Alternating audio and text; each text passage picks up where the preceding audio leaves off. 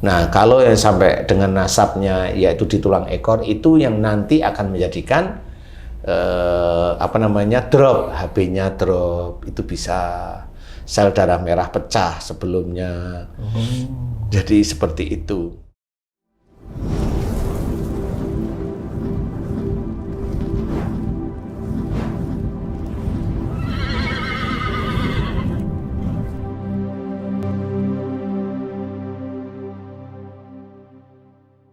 Bismillahirrahmanirrahim. Assalamualaikum warahmatullahi wabarakatuh. Waalaikumsalam warahmatullahi wabarakatuh.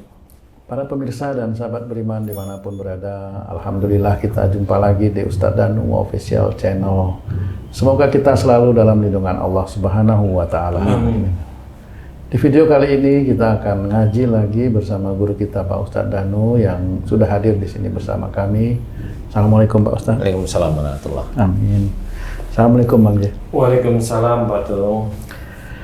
Nah, sahabat beriman, para pemirsa dimanapun berada, kali ini kita akan bertanya kepada guru kita Pak Ustadz Danu tentang satu masalah. Begini Pak Ustadz, sering sekali saya mendapati atau bahkan kami juga pernah mengalami itu Pak Ustadz ya, sakit pinggang Pak Ustadz. Sakit pinggang ini kayaknya umum banget ini di masyarakat kita ya. Kalau saya di daerah dulu Pak Ustadz, itu disebut bangkiang. Bangkiang sakit namanya. Itu di Daerah mana Pak? di Bali. Daerah mana? Daerah Bali. Dengar saya. Iya itu. Kalau boyok sering dengar Enggak. boyok. Boyo iya. Ya sakit boyok. Iya boyo. Tahu sakit boyok. Ini boyok. Kalau di daerah saya tuh Bangkiang nggak bangkiang. tahu. Namanya. Pokoknya kalau disuruh sesuatu gitu Pak Ustadz ya. Aduh bangkiang sakit. Entah itu alasan atau benar nggak tahu. Tapi sakit pinggang itu banyak sekali dialami oleh para sedulur di mana pun. Itu sebenarnya disebabkan oleh apa Pak Ustadz? Ya, bismillahirrahmanirrahim. Assalamualaikum warahmatullahi wabarakatuh. Waalaikumsalam warahmatullahi wabarakatuh. Amin ya rabbal alamin. Alhamdulillah, sakit pinggang ini banyak sekali ragam ya. Sakit boyok, bangkiang nggak tahu, bengkoang saya tahu ya. Sakit boyok. Encok Pak Ustadz sama ya? Encok, Pak ya, Ustadz. boyok, encok itu sama lah. Kalau boyok itu Jawa. Boyok Jawa. Jawa, encok itu agak naik sedikit grade-nya ya. Modern. Agak lebih modern, agak lebih ke kota lah. Nasional. Ya. Nah, kemudian sakit pinggang, itu nasional.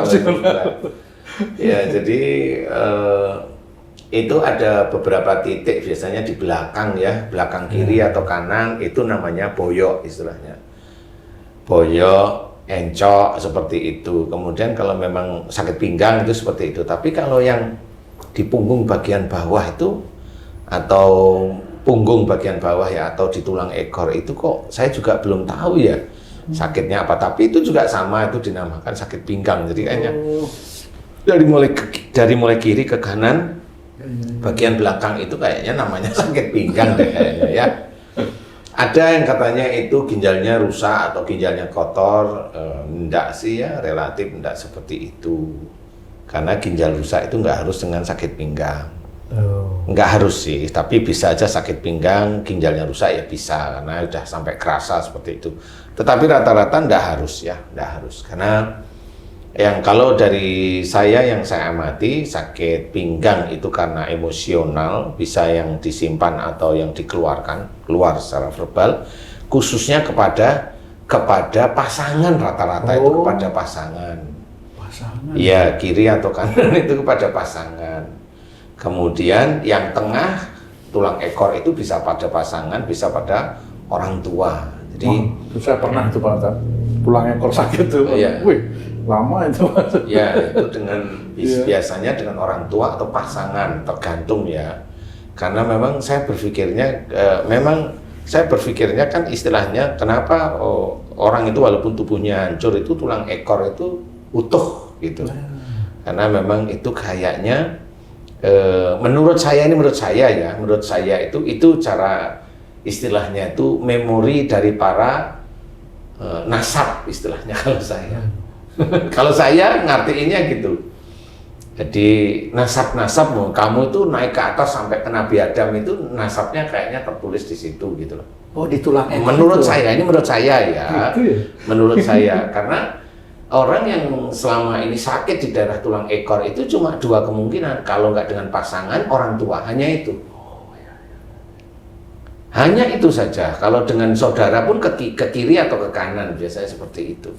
Pasangan ada, tapi ke kiri atau ke kanan. Tapi kalau dengan orang tua, insya Allah hanya di tengah itu di tulang ekor. Oh. Hanya itu aja.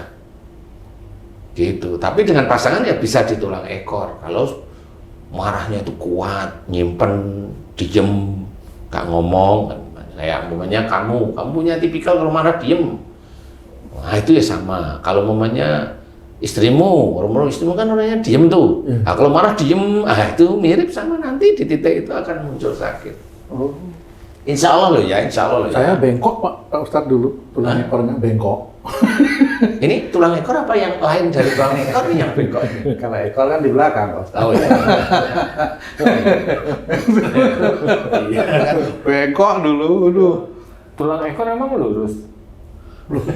Tulang ekor itu walaupun bengkok tapi lurus. Kalau kita lihat dari depan itu lurus begini lurus aja. gitu. Bukan bengkok. Kalau bengkok, maksudnya bengkok kemana? Ya nggak tahu Ke itu. kiri dulu. Oh, ke kiri.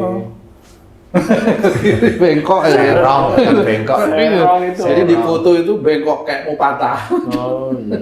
Serong, nah itu cara Allah aja membengkokkan seperti itu. Nah itu biasanya dengan orang tua, dengan nasabnya istilahnya. Bukan karena sering duduk ya? Nah, sakit pinggang juga gitu tuh katanya Pak Ustadz, ini banyak duduk nih. Gitu. Ya. Duduk itu sebenarnya suatu kenikmatan. Lah kok disalahkan kebanyakan duduk itu dari mana? Makanya orang-orang yang muslim hati-hati dengan bicara, nggak boleh menyalahkan sesuatu yang memang itu adalah suatu kenikmatan dari Allah. Duduk itu kenikmatan dari Allah, disyukuri. Nah, kok sakit pinggang kok karena duduk itu nggak ada. Cari aja tempat duduk yang hebat, empuk, ya tetap aja sakit pinggangnya. Kan gitu ya. Janganlah ya. Nah, itu biasanya kita itu ada salah, ada marah, ada benci kepada pasangan atau sama orang tua. Hanya itu aja.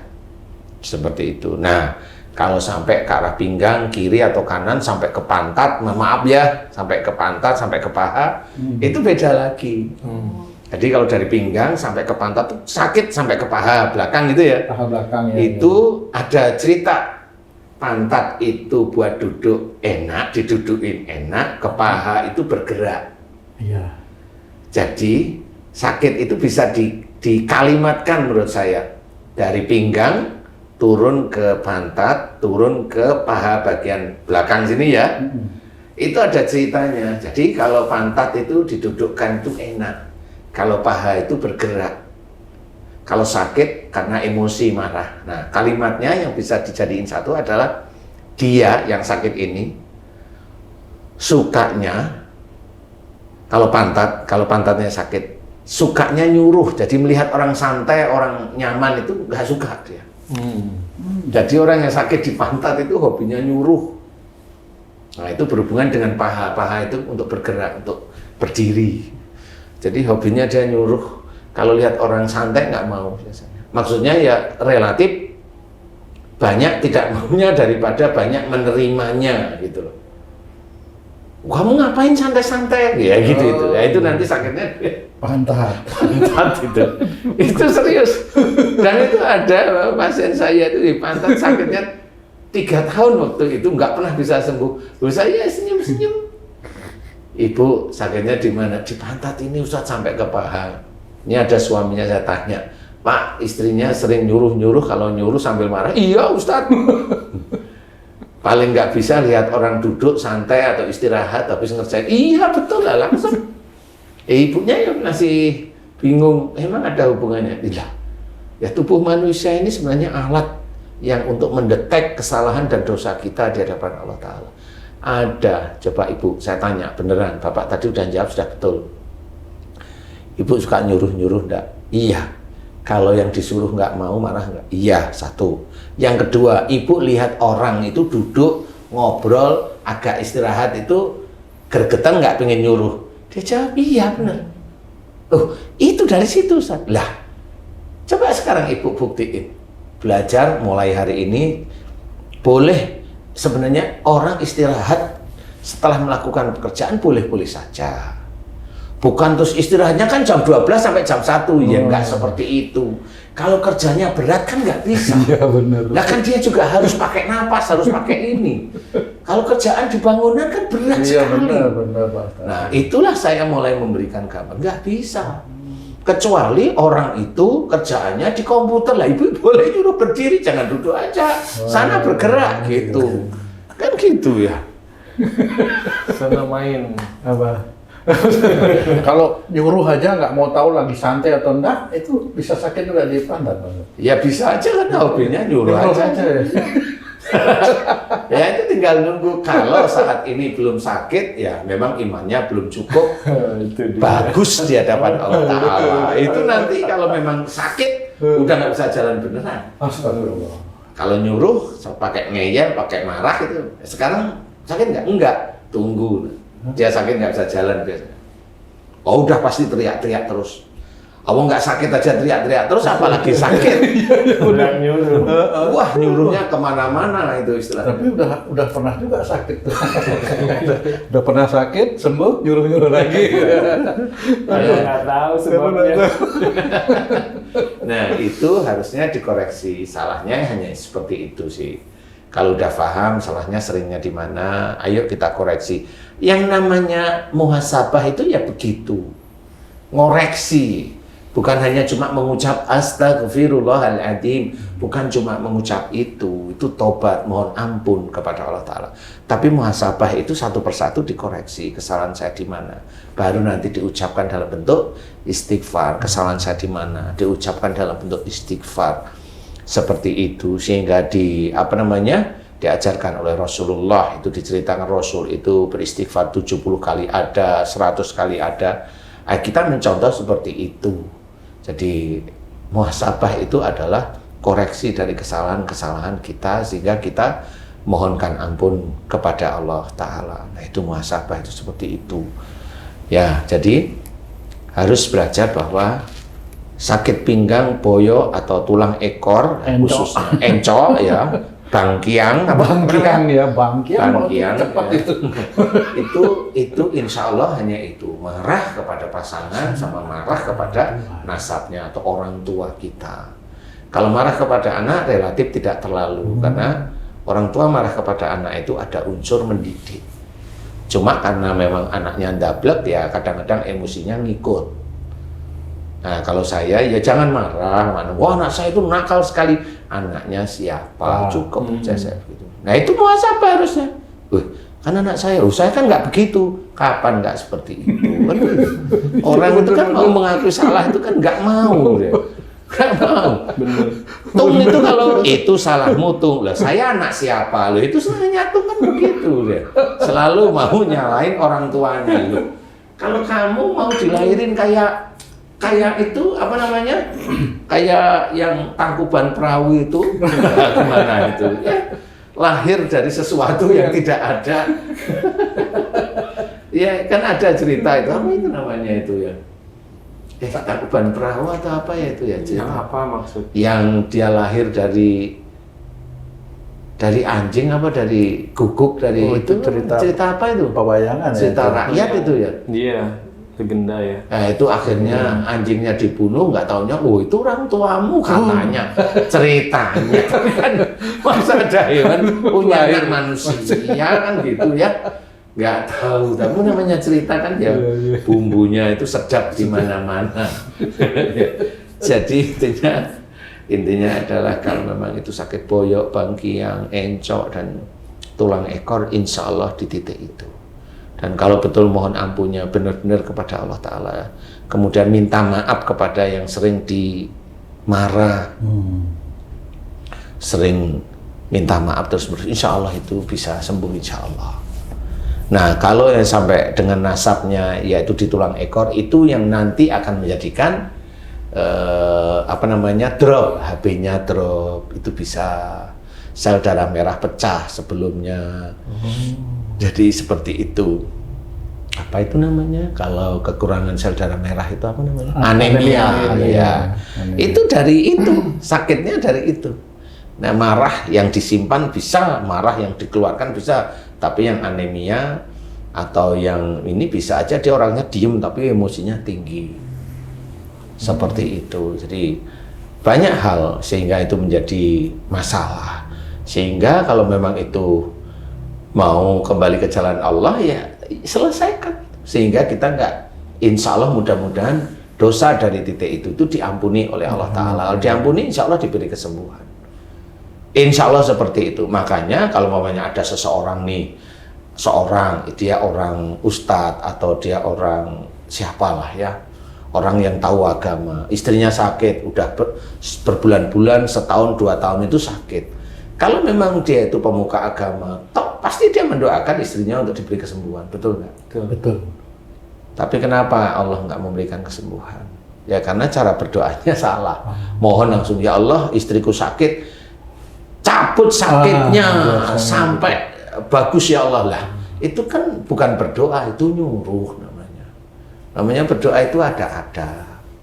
Seperti itu ya, kalau saya mau pinjam uang sama Haji J itu kan enggak, Ci, pinjam uangnya Ci, di tengah jalan kan enggak seperti itu ya, ke rumahnya lah, ngomong bawa bakpia, kan gitu ya, ngerayu-rayu dikit lah ya.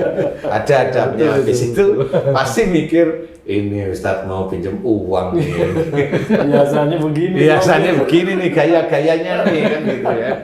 Ya akhirnya kan dengan kondisi yang baik dan umpamanya saya ke rumah Haji J sopan kan tetap Ji saya mau pinjam uang Ji. Berapa Ustadz? 1 miliar. Iya sudah. Mana nomor rekeningnya? Itu.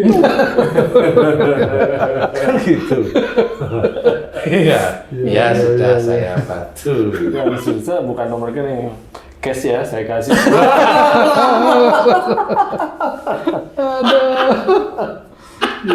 Kalau cash itu pejabat itu biasanya. Oh gitu. Iya.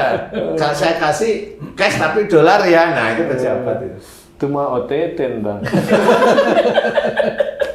Iya. Jadi intinya harus mohon ampun, kemudian sudah tahu marahnya kepada siapa, kemudian mohon ampun kepada Allah Ta'ala, minta maaf kepada yang bersangkutan, terus menerus kerjakan semata-mata karena Allah Ta'ala. Jangan langsung baru mohon ampun 1 hari, seminggu, sebulan langsung minta sembuh cepat. Jangan, karena Allah tetap akan melihat bagaimana Allah menyembuhkan itu atau mengabulkan doa itu. Yang dilihat adalah iman sama amal soleh. Seperti dalam Quran, wa yastajibul ladzina amanu wa amilus sholihat. Jadi itu dijelaskan dalam surat Asy-Syura ayat 26 itu seperti itu. Jadi pahami itu, bahwasanya Allah mengabulkan doa orang yang beriman, imannya kuat dan mengerjakan amal soleh, selalu mengerjakan amal soleh, baru Allah mengabulkan. Sayangnya Ustadz, banyak yang nggak tahan menunggu lama itu Ustadz, pengennya cepet-cepet sembuh, maka segala cara dia lakukan Ustadz. Ya itu nafsu, makanya harus belajar. Allah itu mengajarkan syariat Islam, bukan mengajarkan nafsu. Nafsu selalu diletakkan paling bawah. Contoh banyak sudah, kerjakan. Kayak dalam kehidupan sehari-hari, kita mau mencari rizki atau jodoh apa-apa sajalah ya. Di Quran itu sudah dijelaskan, wa fis samai rizqukum wa ma tu'adun. Di langit ada jalan rezekimu, jelas Allah itu menulisnya. Dan apa yang dijanjikan oleh Allah Ta'ala kepadamu.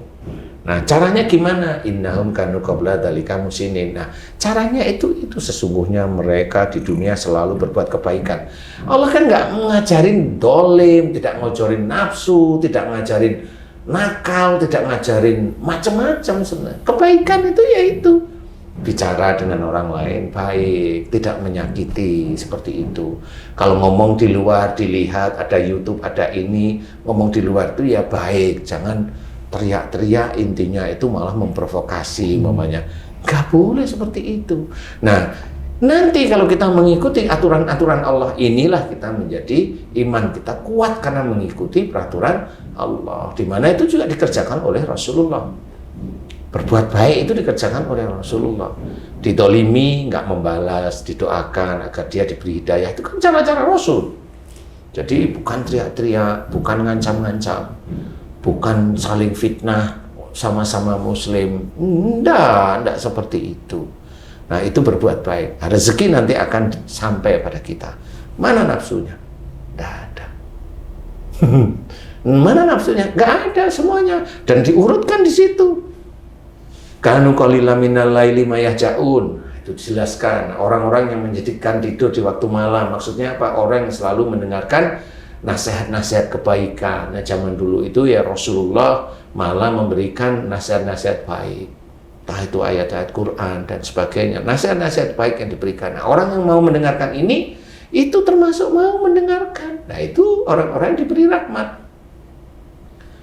Terus apalagi wabil asarihum yastaghfirun, di penghujung malam mereka selalu memohon ampun. Ini kan urutan berbuat baik. Penghujung malam berhubungan dengan qiyamul lail atau sholat sunnah tahajud. Tidak meminta dunia, enggak. Allah mengajarkan selalu memohon ampun. Nah, itu aja yang diajarkan oleh Allah Ta'ala. Mohon ampun, mana nafsunya? Enggak ada. Enggak ada. Nah, disitulah yang harus kita pahami bahwa kita patuhi perintah Allah, kita patuhi perintah Rasulullah Muhammad SAW, agar keadaan dunia kita itu nanti ya diberikan oleh Allah Ta'ala. Ujian pun tidak berat-berat banget. Ujian tidak berat itu paling tidak ya kalau punya istri maknya banyak, akhirnya istri maknya dikit. Kan itu enggak ujian loh itu, Ji. Haji mamanya istrinya sehari itu bisa 4 kali, 5 kali. Nah itu kan ya ujian. Tapi nanti istri maknya sehari 2 kali. Kan itu kan ngirit jadinya. Sudah pensiun istrinya ngirit. Oh itu disyukuri, Ji. Alhamdulillah ya. Ya kan gitu ya, Ji. Kok nggak jawab ini? Kebalikan nih biasanya kalau nggak jawab ini. Repot ini. Lapar Ustaz. Oh iya. Emang iya, ikut iya. bodybuilding. Lapar Ustaz. Ampun ya Allah ya Rabb, ya Rabb. Jadi seperti itu. Jadi ujian itu nanti akan diminimalisir oleh Allah Ta'ala. Oleh Allah Ta'ala sendiri. Kita hanya memberikan masukan, langsung paham. Memberikan masukan, langsung paham. Itu yang meminimalis siapa? Allah. Bukan jagonya kita. Enggak, itu Allah semuanya. Yang dulunya istrinya makan sehari 5 kali, jadi mau kamu makan 2 kali. Mau. Nggak perlu tanya, kenapa ya? Gitu mamanya. Lapar ya? Gitu. Enggak. Dia diam mikir, iya ya suamiku pensiun. Ya harusnya saya nggak boleh makan dengan berbagai macam nafsu kan begitu. Nah itulah hidayah Allah. Dengan hanya cuma, kamu makan sedikit, nggak taunya dijalanin setengah tahun badannya langsing bagus. Alhamdulillah malah nggak jadi ngapa-ngapain sih. Nggak jadi ngapa-ngapain maksudnya nggak? Sudah berhenti di situ nggak jadi ngapa-ngapain.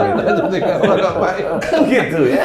Jadi ini kan saya memberikan saran yang terbaik menurut saya. Yang terbaik menurut saya. Bukan jadi sakit Ustaz. Kan bertambah keimanan. Nah itu rahasia di balik buku itu sebenarnya. Ya. Padahal makan siang udah seneng ya dia. Toto malam 2 kali makan. Jadi seperti itu. Insya Allah kalau kita mau melakukan muhasabah yang baik, kemudian mau mengerjakan syariat-syariat Islam, merubah perilaku yang tidak baik menjadi baik, jangan nyalahkan saudara kita yang memang tidak tahu, atau menyalahkan hanya masalah-masalah kecil, nggak usah diperbesar. Karena kita harus belajar menjadi pemaaf seperti Rasulullah Muhammad SAW yang memang cenderungannya adalah pemaaf. Kita mengaku umatnya Rasul tapi tidak pemaaf, itu ya bukan. Salah satunya itu bukan, di titik itu bukan. Seperti itu. Jadi mudah-mudahan ini bisa menjadi manfaat. Amin. Sakit bangkian, encok, kemudian apa tadi? Pinggang, boyok dan Betul. sebagainya itu Betul. bisa aja dimohonkan ampunan kepada Allah Ta'ala kalau titiknya sudah ketemu. Kemudian minta maaf kepada yang bersangkutan, jalanin itu dengan istiqomah ya. Insya Allah itu dikabulkan oleh Allah, insya Allah ya. Kalau belum ya ketemu sama ahlinya lah. Nggak bisa cerita, ketemu sama ahlinya memang. Kalau memang sudah ke yang umum-umum itu sudah nggak bisa ya ketemu sama yang ahlinya. Wallahu a'lam. Alhamdulillah. Baik, terima kasih banyak Pak Ustadz. Alhamdulillah penjelasannya. Para pemirsa dan sahabat beriman dimanapun berada, demikian tadi penjelasan dari guru kita Pak Ustadz Danu mengenai satu penyakit yang umum sekali terjadi di sekitar kita, yaitu sakit pinggang, encok, dan sebagainya itu ya. Bagaimana tadi beliau memberikan analisa dan solusi kepada kita. Intinya, yuk kita sama-sama introspeksi diri supaya penyakit-penyakit itu tidak terus-menerus muncul ya. Kita banyak mohon ampun kepada Allah Subhanahu wa Ta'ala. Saya Tung pamit diri, mudah-mudahan kita bisa berjumpa lagi di video kami yang lain. Apabila ada kata-kata kami yang salah dan kurang berkenan, kami mohon maaf. Wassalamualaikum warahmatullahi wabarakatuh. Waalaikumsalam Waalaikumsalam warahmatullahi warahmatullahi wabarakatuh. Alhamdulillah.